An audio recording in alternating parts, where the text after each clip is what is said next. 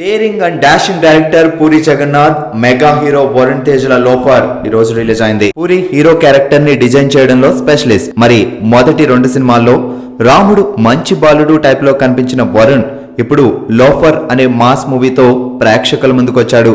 Loafer audience ని ఎంతవరకు మెప్పించాడో చూద్దాం. అత్యాశ, స్వార్థం కలిగిన భర్త నుండి విడిపోయి కొడుకుని పెంచుకుంటుంది రేవతి. అనుకోకుండా తల్లి కొడుకులు దూరం అవుతారు.